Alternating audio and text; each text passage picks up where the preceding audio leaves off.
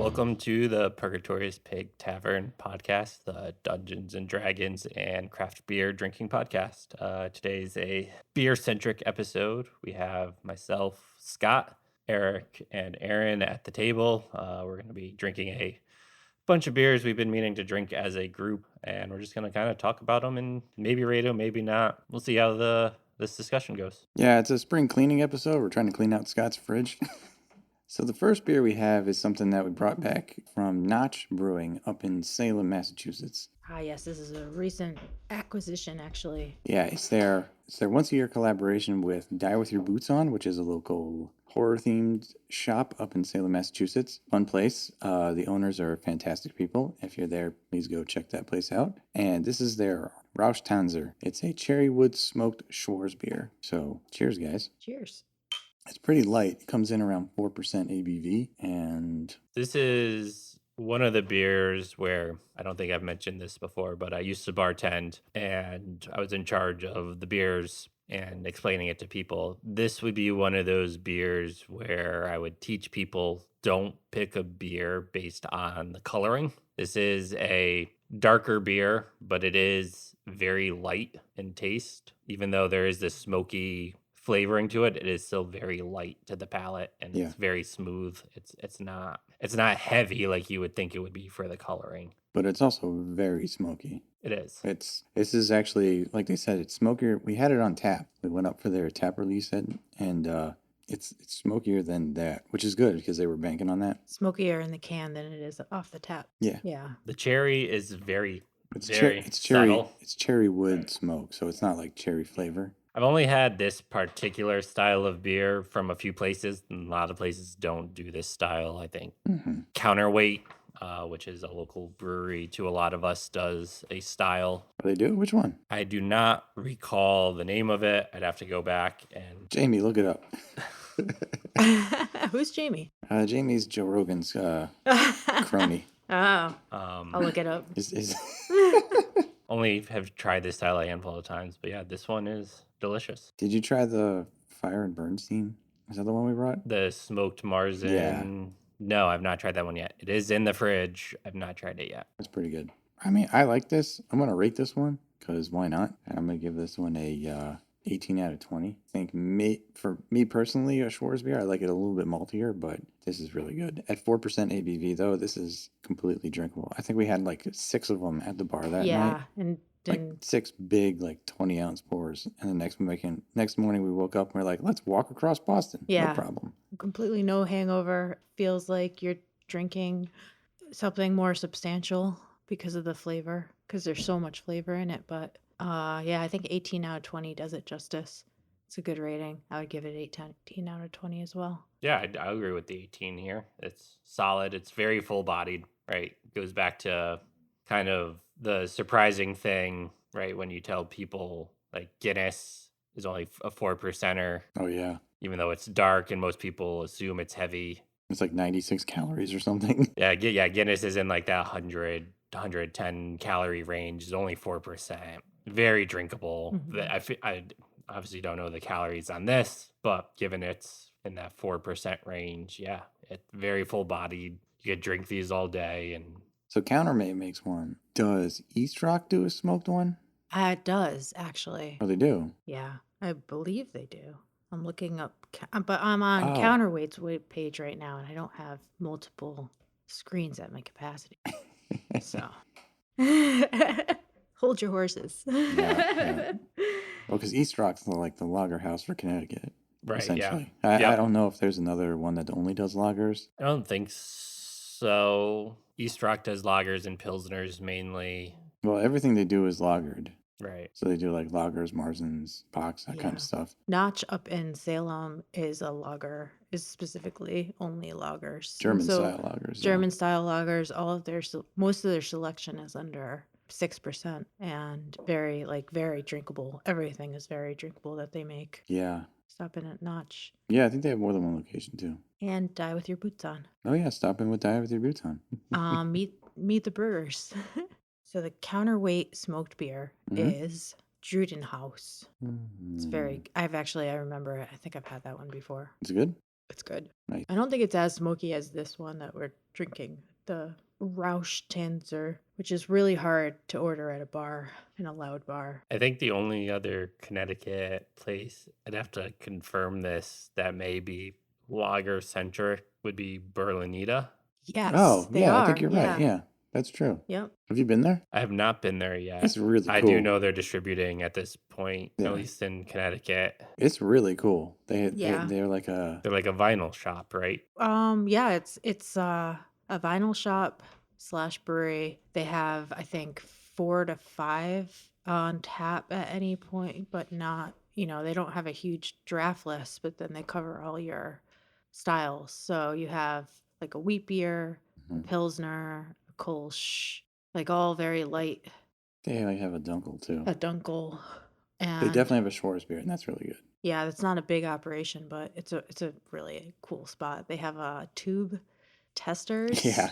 They have all this like audio type equipment, old audio equipment, and they have a record DJ that's Old school spinning vinyl for sets. So Yeah. he like cues one Nice. up, and then he's like flipping records going to the track. yeah, That's pretty cool. it's really Nice. cool. I'll have And to add it to my list to get to at some point. it'd be a good spot to hit up as a happy hour or something, actually. Yeah, if we could get out in time, it would be a good spot, assuming that there's parking though. Yeah. And they do have used vinyl for sales too. Yeah, Yeah, pretty good. I like this one. solid beer, Rausch Tanzer. I like the label too. It comes in it's a black label with a hot pink. Is the only way to describe that color. Dark hot pink. Yeah, and like a little cherub devil angel is smoking a cherry over a fire. Are baby devils still cherubs? I don't know. I just know that Smashing Pumpkins wrote a killer song about cherubs Cherubs, rocking. cherubs, cherubs rock. Yeah. Cherub rock. Yeah, no, cherubs are like specifically little chubby babies. I think that's the image. Yeah, okay. Except it has horns. Now what do we got next? Right, I got our next one. This one is a bit of a sad story. It's a brewery that we discovered in Massachusetts, Mhm. and it no longer exists. It was closing up a week after we discovered it, and all the beer that they made was delicious. We still have a few cans left over. So, it's called Parthenon, and it's by a brewery called the River Styx.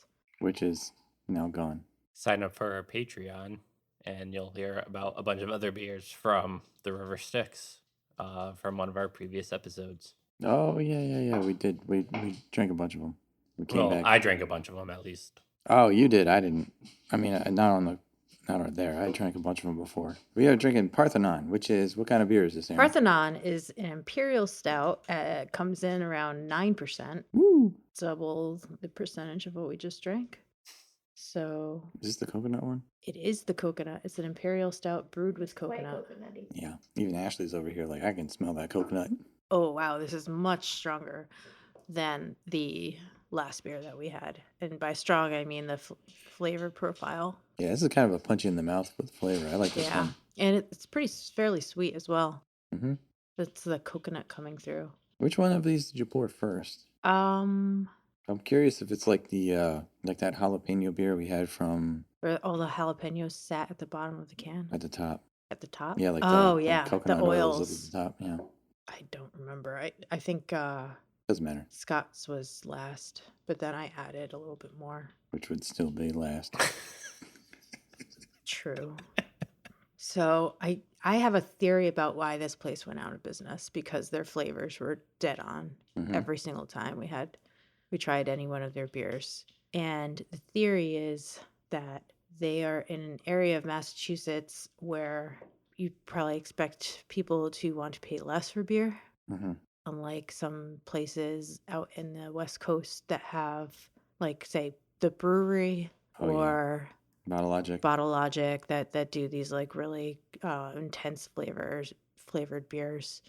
Yeah, those are Um, like 25, 30, $40 a bottle. yeah, I think they were what, $16 for a 4-pack? they were $16 for a 4-pack, which is still probably Probably too cheap. Oh, yeah. too much money for what people might be willing to pay, but their flavors are fantastic. Yeah, I think they had a couple, their Reese's beer and their Oreo beer, they're like made with, I think they said they're like, we made this with like 195 pounds of Oreos. Exactly, yeah. They're like, number one, that's a lot of Oreos. Number Yeah. two, that's expensive. Like, They had a dragon fruit beer that was made with fresh dragon fruit. They had a yeah, sage and rosemary. rosemary ale. We tried to bring that so we could have a Thanksgiving with you guys. The cost of their beer should have been higher for what it is, Yeah, because it probably cost them a lot to make these, like something with this much punch you in the face flavor. Just doing some quick math here. yeah, If it's, you said what, 195 pounds? something like that. So let's just say if they used 195 pounds of Oreos, What's how much a is package of Oreos is actually just under a pound. I'm going to do some rounding here to make so a package of Oreos is like 13 ounces. So I'm going to round up the price. So a 13-ounce pack of Oreos is $4.40. I'm going to round that up to $5 all right? just to make the math a little bit easier. To Okay. say a pound of Oreos is $5, Uh-huh. makes it $975 worth of Oreos. That's just the Oreo That's adjunct. just Yeah. the Oreo adjunct into this beer. Yeah, that makes sense. Yeah, so flavor tasting notes of this beer. Excellent mouthfeel, has legs. It does have legs. It's one of those beers. Even at 9%, just tells you how concentrated it is. And it's sweet. That's all Yeah, I the got. coconut flavor in this is really interesting because it's not like they somehow preserve the sweetness of the coconut, and there's Yeah. no lactose in it. We did ask them. Yeah, they didn't brew with They didn't brew with lactose. lactose. I think some of the others they did, but this one didn't. There is a sour that they brewed with lactose. Right, there was.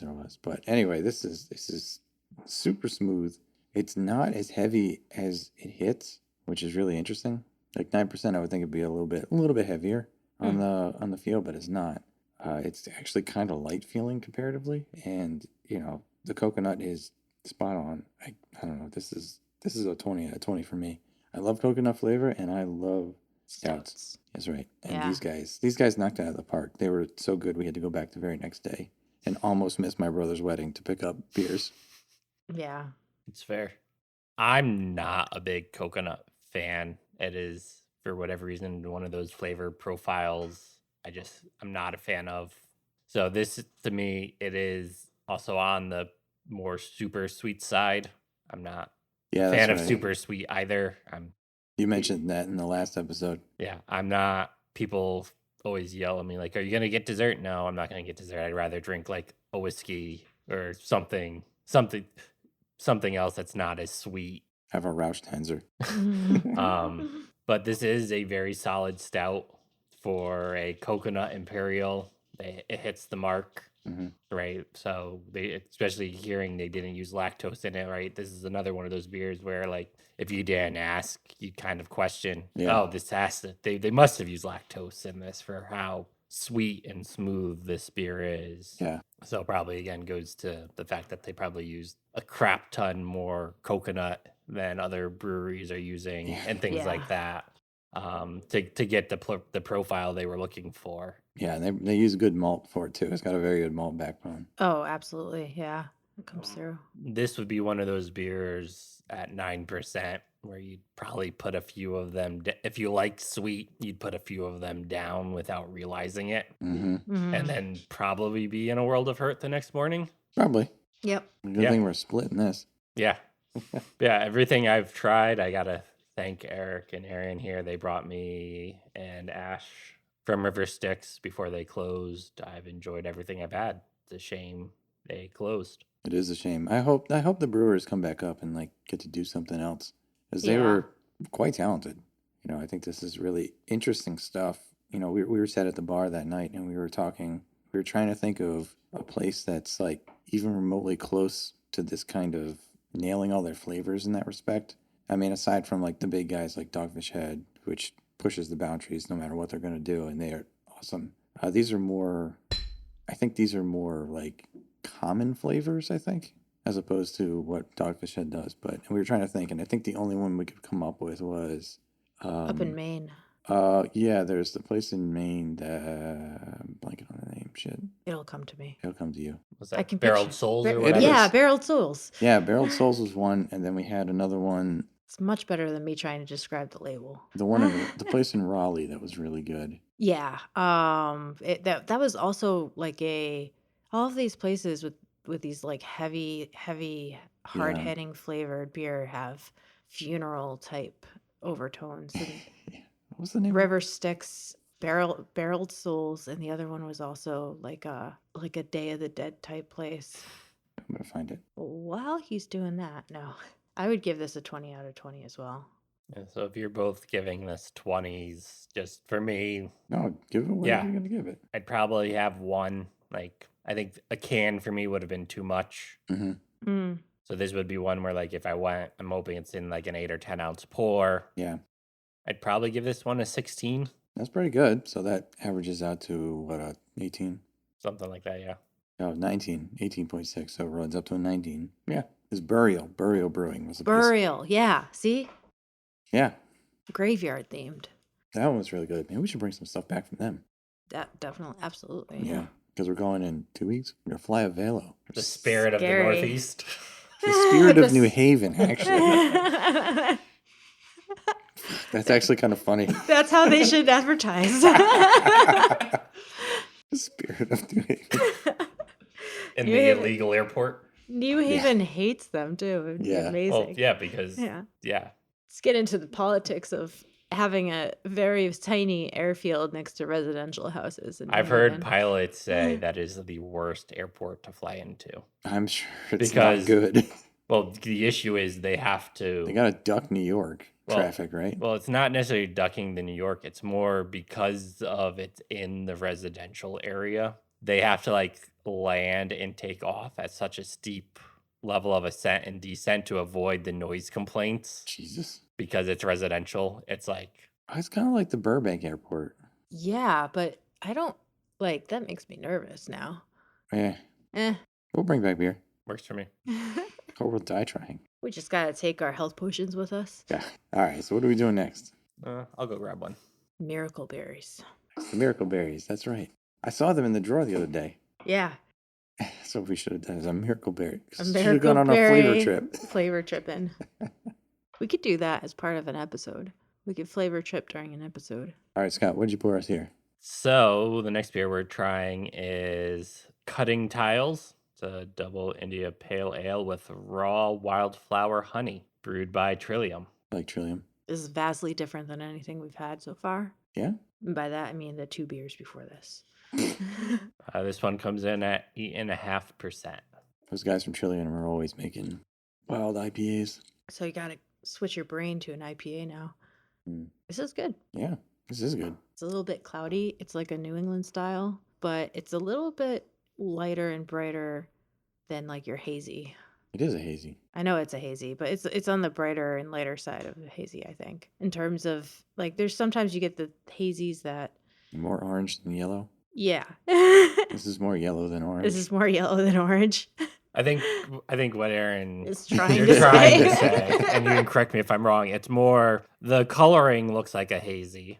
It's more the flavor profile is a bit brighter and crisper than like Oh, the more juicier hazy, like what more people think of a hazy IPA. Yeah, Mm. exactly. It's on the side of like a tart orange juice versus like a sweet orange juice. with pulp or without pulp. Definitely always without pulp. Ah, I love pulp. I can't stand pulp.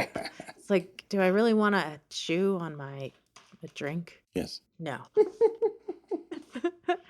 Exactly. It's like a tart. It's more like all right, I'll stop talking. What do you think, Eric? I like it. It's Wonderful. yeah. It's like well, it is. It's a double IPA. It's a New England style. It's quintessential. We're losing it. We've lost like all of the 5 listeners. That's all of our. We have negative followers. We now have to follow them.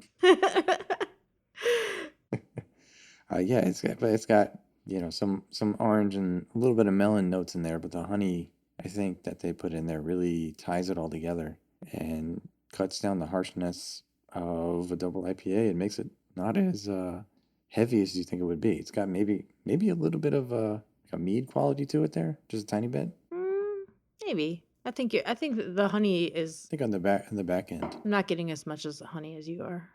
Okay, well, Yeah. for me, it's a. This is good. This is a 18 out of 20. This is my second time having this particular beer. Again, thanks to Eric and Aaron. I had a can a few weeks ago on this, and at the time it was delicious. So, hearing for whatever reason they gave me whatever they had and hadn't tried it, figured break it out today so they could at least try it. I'm a big hophead, so I'm always looking for IPAs and anything unique about IPAs. So, the fact that Trillium went with raw wildflower honey definitely, I think, plays into what Eric was saying about there's a bit of a meadness Yeah, kind of like at the very back end of it, like at the to back it. of your tongue. It definitely smooths it out a bit. It's not as bitter as you expect from an IPA from, I think, the honey. But yeah, this is all around solid. I don't think I've ever had anything not solid by Trillium. No, I- everything they do is awesome. I have been to the Canton location, which is a great spot to go to. That's their main one, right? That is their main one. That's good. Yeah. That's a good one. So it's nice. You don't have to deal with the hustle and bustle of Boston proper. If you're like me and hate driving in a city, definitely would be on if you're in the area, go check out Trillium. I'm going to give this one an 18. Well, to be fair, driving in Boston might be one of the worst places to drive. How do I get to Rhode Island? How do I get to Rhode Island? Some lady stopped Aaron on the street once. And in her car. Her car just pulled over and was like, "You look like you know where you are." And directions. How do you get to Rhode Island? You gotta drive south, I think. Just drive south, follow the water. Yeah. And then once you're in Rhode Island, Stay you there. shouldn't be lost. Stay there. Yeah. Don't ever leave Don't again. ever leave. So I went to Boston recently for my brother's bachelor party weekend, and I stopped at the Seaport Trillium. That was just to pick up beer, and that place is always great, but it's swamped. It's great in the summer because they're rooftop. You can have beers on the rooftop, which is cool. But they do have a restaurant, which is very good. It is really good. It The is food really there good. is spectacular. Yeah. But they also had, which I think was the best part, was on the Boston Common. They have a beer garden pop up on the Boston Common that is kind of semi-permanent because they have bathrooms and stuff there, like working bathrooms on the Common. Nice. They're working. Oh yeah, I used them. They worked. Okay. All right. Verified bathrooms. They had Verified a working taco truck. bathrooms.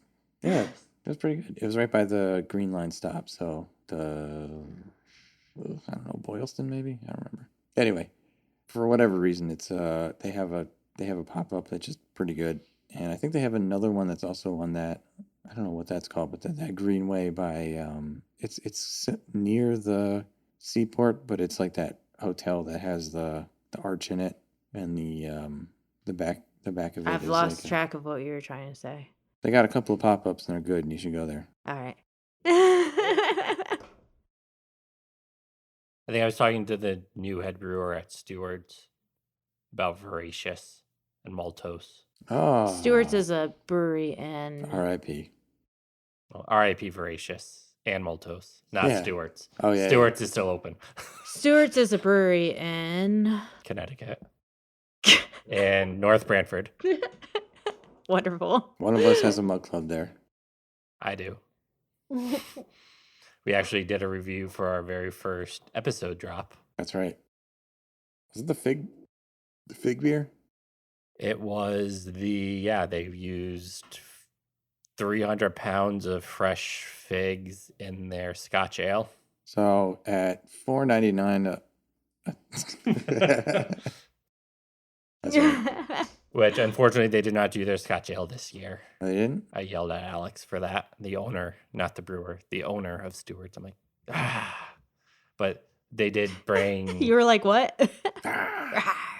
They did do Bucking Pony, which is their Belgian Tripel, and they're about to release a different version of Bucking Pony in the next few weeks, I believe, where they what did they dial back?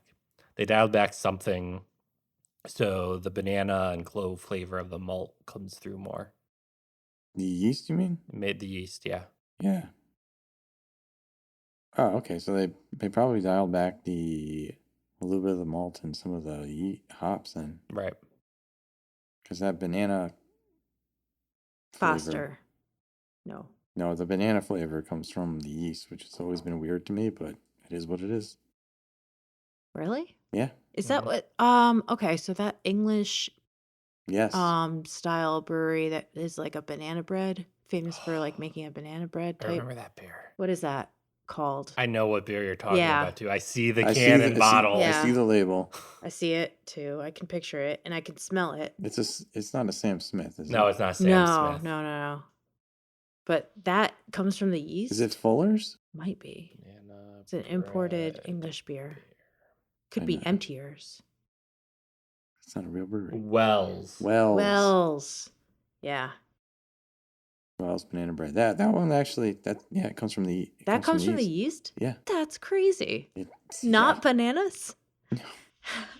Is it because do you think they brewed that beer before they knew about bananas existed and then made the connection later? They're like, this is banana. No. No. Oh. That would be cool though. No, in fact, isn't there a thing that like the bananas that we have today Are the different from the bananas back then, yeah. Yeah. Because there was a weird banana like bacteria that like killed off all the bananas. except for like this particular breed, which was like super bred to be like immune to the bacteria that was killing all the bananas. and this is the only banana we have left in existence today. Yep. And apparently it sucks compared to the other bananas. What? Legend says, yeah. Legend says it sucks compared to the other bananas? Yeah. We got the worst banana. Out of the bunch. Huh. What about plantains? Do they fall into that category or are they not bananas anymore? They're not bananas. What about the mini bananas? Those are plantains. No. No, those are giant bananas. Mini bananas? Yeah. I don't know. Oh, that sucks. It's a banana. So if I had a time machine, You would bring back the bananas? yes. You would save a banana tree from the blight before it got blighted? Sure, there's better things to do with a time machine besides that, but Kill baby Hitler. no, you don't kill baby Hitler. You make sure he gets into art school. That's true. Yeah, that's fair. Tell me more about this. Since you had it at Overshores, where is it out of? So And what's it called? Actually, Yeah. just introduce it. yeah. So yeah, we were talking about this beer, which we haven't introduced yet. So what we are drinking is Duchess de Bourgogne. Probably So cultured. I'm probably butchering that. Let me see that bottle. Um, Yeah, no, that was as close as I could get it. so this is brewed and bottled out of Brewery Verhage, out of Belgium. Oh, it's about okay. It's, So it's so from so it Belgium. is a Belgium brewery. It's imported out of Florida. Great. This is getting better and better. So this is a very interesting beer because it is a Flanders red ale, but it has hints of balsamic vinegar in it. Mm-hmm. So it is very tart, very sour. I don't know. It's just one of those very interesting beers where you kind of have to try it to like know what you're talking about. Like I don't know. Well, so I mean that's an interesting point. Flanders red ale is not something that you hear a lot of anymore. It used to be probably maybe 15, 20 years ago. It was a very popular style, but not so much anymore. I'm trying to think of a famous Flanders red. I can only think of Simpsons. Oh, right, Rodenbach. Yeah, Rodenbach is probably the most famous one. So let's have a sip. So this one, so if you Wikipedia Flanders red ales, this beer actually makes like the 6 examples of Really? red ale. Yeah. So you have the Rodenbach Run Crew, 2 from the Omer Vander Ginsta Brewery. And then you have two from this brewery, one of them being Duchess de Bourgogne. Let me see that bottle. Oh, it's definitely Bourgogne. It's Dutch Duchess de Bourgogne. That's it. Bourgogne.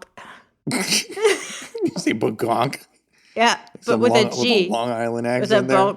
Bourgogne. Just a little bit more about this. So this is an ale. So there's a primary and secondary fermentation on this ale. It's matured in oak barrels for 18 months. And then it's blended with a younger 8-month-old beer. It comes in at 6.2%. And it's a beer meant to honor the Duchess Mary of Burgundy, the only daughter of Charles the Bold. Okay. She must have been some lady. This tastes like a salad dressing. It does, but it's actually really enjoyable. I think this would be perfect with some miracle berries. Shit, you're right. Yeah. We should have miracle berried this one. Remember berry this one. Yeah, but We should this have is flavor tripped this. I enjoy this. I enjoy this beer. You like the funky stuff. I like the funky stuff, but I don't think it's too funky. I think it's just it has a sweetness of like a Manhattan. I could see that. But I can't taste it. I'm way off on my tasting notes today. Pulp with orange juice. without orange juice. Like a fresh squeezed tart orange. That's what it was like. Without the pulp. But yeah, so this is just one of those things, like, you definitely get like that balsamic vinegar up front. It hits you in the face. It's also at the back end of it too. Like it finishes Yeah. Like a lambic almost. It's like a lambic, but also a very good like red wine vinegar salad dressing.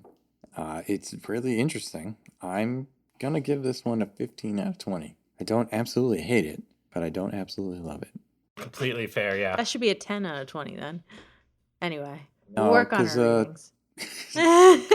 I don't rate beers low. I mean, my natty lights will go from like a 3 to a 10. True. Yeah. I like this. It's a complex flavor profile, like much of the beers we've had tonight. But this one is completely different than anything we've had. It's very clean tasting. So clean. It's really clean looking too. It's clean. It's a clear balsamic colored beer. No, it's like if you did mix a little bit balsamic with a red ale, this is what the color you would get. But yeah, it's a really clear looking beer. It is clean, very clean tasting. And you have the tartness that comes from balsamic. Is it tart? Is that the word? Oh yeah, it's tart. It's got a little bit of cherry tartness to it. Yeah, and a little and then the sweetness that you get also from like a balsamic. And the red comes through too. Yeah, probably should have taken this one out of the fridge a smidge before you drank it. The bottle does say drink it between 46 and 54 degrees Fahrenheit. Oh, it's not in Celsius? Not in Celsius. Good. Just They must have different labels. Or they just ship it to America. so we are drinking this probably a smidge colder than it should be because we did just Get the take it out of the batch. fridge. Don't know how much the flavor profile changes if it warms up to the recommended temp. But yeah, it's definitely a unique beer. It's something that you can find by you. Do recommend snagging it and trying it. And tricking your friends. Yeah, or if you don't like your friends, give them this. All around, it's a fun beer, be it as a prank or as something you actually enjoy. No, it is good. It's really interesting. A bottle of it does. So I have had a full pour of this, and I've had a bottle of this. A full bottle does tend to get a bit much. Where'd you get a full pour of it? Well, by full pour, I meant I had a full bottle of it at Overshore. Oh, yeah, okay. And then I've had bottles since from just grabbing it when I have found it. A bottle does tend to get a bit much, but in that 4 to 6 ounce pour range, it's very doable. Yeah. Anything more than that, I think it is a 10 much. So I'm gonna agree with Eric here. 15. I think this would be a really interesting beer for a beer fest. I think it would be a hit at a beer fest, like when you're going for that 2 to 4 ounce pour range. Oh Absolutely. yeah, definitely. That it's a big bang for your buck. And it's, Punches you in the face with flavor. It does. And Yeah. it's coming in, it's also coming in relatively mid at like 6.2 alcohol. It's Yep. pretty good. It's awesome. I personally, I cook a lot. Drinking it and realizing the flavor profiles in it, this would be a great cooking beer. Be good for salads. Well, yeah, using it as in a vinaigrette or even just deglazing and like as a base for like a sauce, like a pan sauce of some sort. This beer probably would go really far and give really good flavor. Probably would. Oh, Maybe yeah. with like a cream sauce or something. Oh no. What? What are you No? talking about? I don't do cream sauce. I have no idea. Yeah, not Yeah, as no, a cream not- because not vinegar as and a- cream, no. vinegar and dairy doesn't typically Doesn't go well. really mix that well. So not a cream sauce. Sorry, guys. I don't do dairy anymore. What are you talking about? Yeah, no, anything but a cream sauce. But if you're doing like a glaze on a red meat or something, this would be really Red good on meat or that. seafood. Yeah. Oh, that would be good. Mm-hmm. Super unique beer. Mm-hmm. Yeah, very unique. Thank you for busting it out. Shout out to Overshores. Yeah, they get in a lot of really interesting imports. Yeah. No. Not anymore. No. You're thinking of, Oh, You think of OEC. yeah. oh, I am thinking of OEC. Yeah, sorry. Yeah. So Overshores before they became beer racks Yes. got this. Yeah, Overshores has been around for a while. Thinking about it because they were pre-beer racks. Well, if you remember our interview with Johnny, Yeah. they were one of the first, they were number 5, Yeah. right? His Armada, Johnny went and talked to them and Yeah, and he was like, they were the number 5, the 5th brewery in the state at the time. And that was, I think, well, go listen to that interview.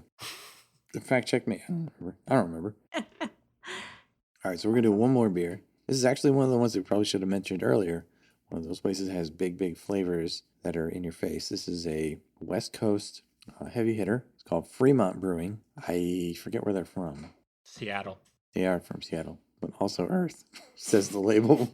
It does. Yeah. We are from Earth. Seattle, Earth. Oh yeah. See, that's really what we should think of as countries. Like, here's your location. I'm still on Earth.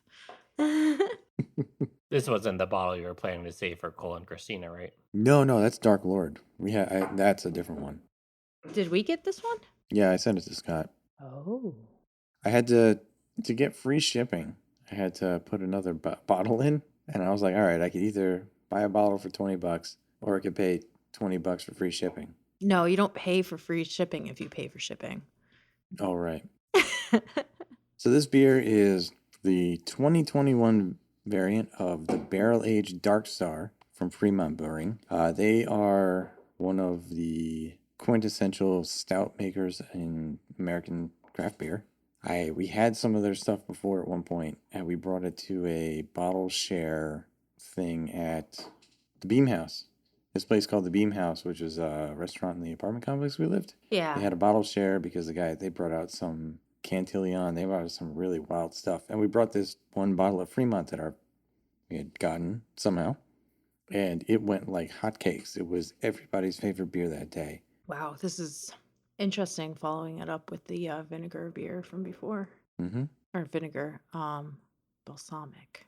This one is the highest ABV we've had so far, coming in at 12.7%. Yep, 12.7. So this is an Imperial Oatmeal Stout aged in bourbon barrels. Yeah, this is the 2021 release, and just on the bottle here. This year's release is a blend of 24, 18, 12, and 8-month bourbon barrel aged Dark Star and 7 to 12-year-old Kentucky bourbon barrels. So they took their Dark Star and aged it differently, then blended it. Oh man, that's wild. And then blended it, yeah. And then the roasted and chocolate malts complement the smooth oats to bring you a stout delight wrapped in gentle embrace of bourbon barrel aged warmth. This is true. I think they said it best, maybe. Yeah, I like the fact that they use an oatmeal stout because oatmeal stouts are typically softer on the palate. So barrel aging them, I think it softens the blow of that whiskey flavor. Because I know, Scott, you're like you said before, if it's going to taste like whiskey, just give me whiskey. Right.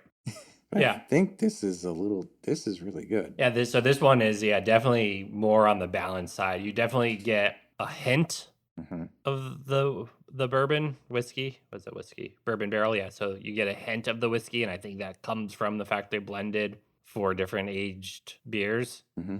So it's not all a 2-year age. Like if this was all 24-month aged, I'm sure it'd be way more whiskey. So I think the 8, based on the percentages, they figured out the right where it's not all bourbon punch you in the face. So you still get the nice accent of the oatmeal stout Hmm. backbone. So yeah, they did it right.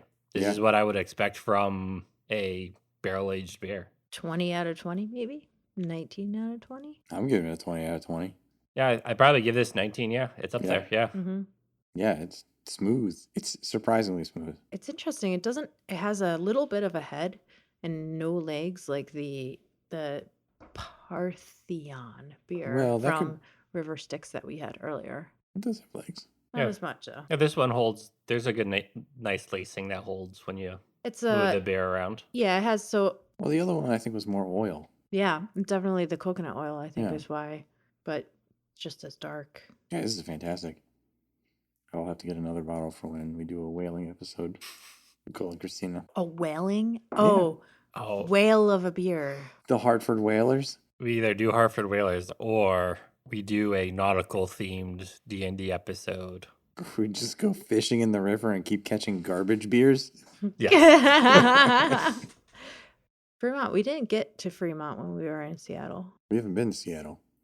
This beer is really good. Fremont always makes some good stuff. I know they have a couple stouts that are on the top 200 Beer Advocate. Is this one of them? It is unfortunately not. And I don't know if it's because it's a specific year and variant. Is it Dark Star? I don't know. I'd have to look. No. But Fremont's up there. They make one. I think the one that we had with the cinnamon in it that we brought to the Yeah, bottle exchange, where that was the hit of the place, was the that was Fremont beer. very good. Yeah. I think that might have been one of their top 200s, but I don't know. Anyway, if you had a chance to do the top 200, any of those beers, I always jump at a chance to get them because they're always good. And it's good because it's a crowdsourced rating. It's a crowdsourced rating, but you can't get to the top unless you have a minimum of like X number of reviews. Yeah, it's not like Untapped. Right. There's Yeah. like X number of reviews. So you can't be like, hey, my 5 friends and I really like this one beer. We all gave it 5 out of 5, and then it shoots to the top. It stays low because it takes into the account the number of reviews it has This is on Beer Advocate. on Beer Advocate. Yeah. So it's not like Budweiser would fall to the bottom. It's a crowdsourced, but also number of reviews is put into the equation, which I think is good. But it's I think it it is a little biased towards the New England area because that's where Beer Advocate started, was in Boston, and they did all the Boston beer festivals, which were crazy fun. But I think it's like Treehouse and Trillium, I think, have like 40 of the top 200 spots. Yeah, Yeah. there's definitely Northeast bias in those reviews. I think so. I think even Untapped, if you looked at Untapped, it's a lot of fanboying, Mm. Yeah, for lack of a better word. That's- For beers like Treehouse and Trillium that don't leave Northeast often, right? You have things like Pliny that don't leave West Coast often. God, I love Pliny. You get the fanboying of That beer. that beer from that region. We're gonna promote it. Well, you do. The other thing, though, is that Beer Advocate does have an entire trading platform. So you do get a lot of people who, now that you can get Treehouse easily, you don't have to stand in line anymore.